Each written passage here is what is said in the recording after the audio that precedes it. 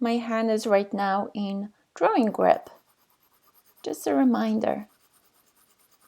And I'm going back and forth. I'm doing basically this, zigzagging, but in a very fast manner.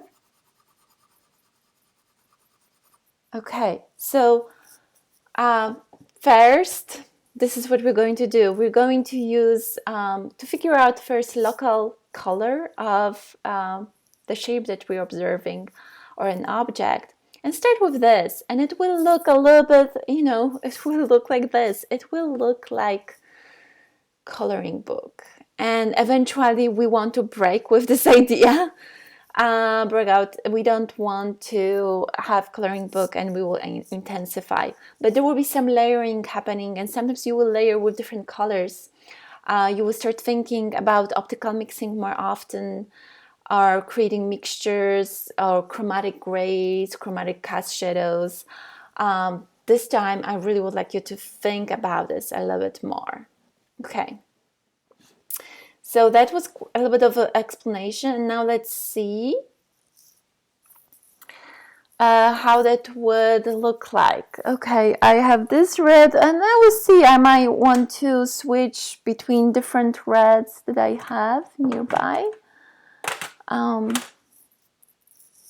There was another red here. Okay, so these are actually very similar. Hell, teeth, okay. There's a little bit of a difference here. Okay, good, good. And then this is beautiful dark. Okay, so sometimes you're not sure what's the color. This is pretty. This will give me some darks. Okay, so I'm starting with that red colored sphere. I think I would just start with this color.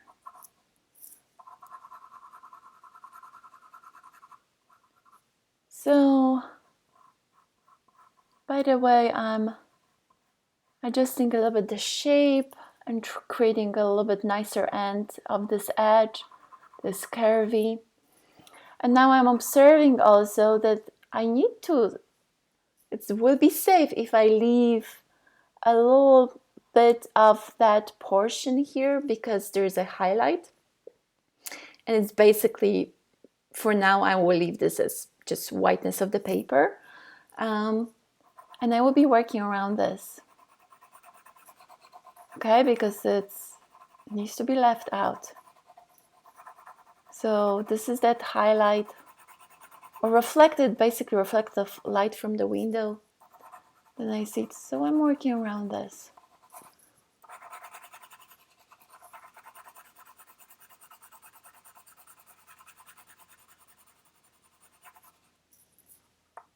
Okay. Let's round a little bit nicer. So as I'm applying the value, I'm actually adjusting my gesture, correcting it, go shape by shape.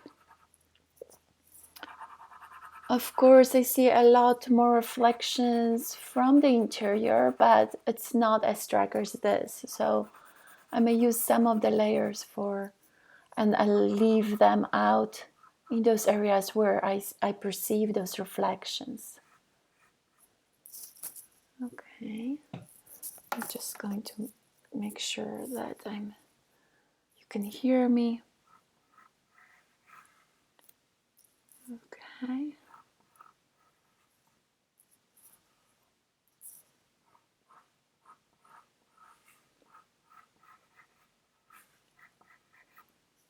Since I'm delicately applying this first 1 or 2 layers,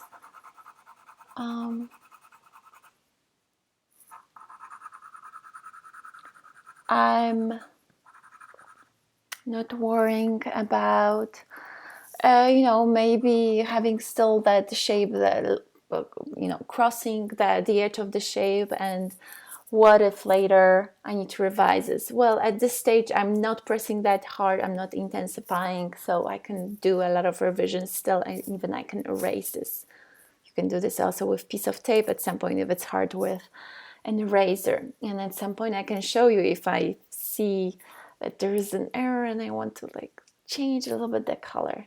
Okay, so generally I would apply, I'm applying all over, delicate layer with a little pressure. I'm changing between two grips, writing and drawing grip, as you can see. Okay, so this is pretty nice, and I really like very often just to cover the whole thing with 1 or 2 layers, so then it really looks like coloring book.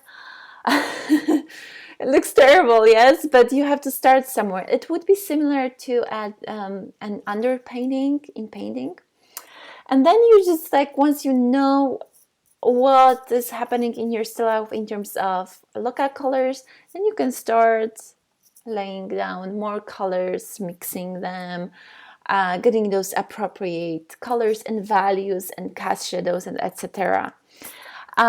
But for the purpose of this demonstration, I'm going to probably focus only on one portion in the middle, and maybe I will spread a little bit or stretch that focus a little bit onto nearby areas, but just only a little bit, just to give you an idea of the context for that sphere.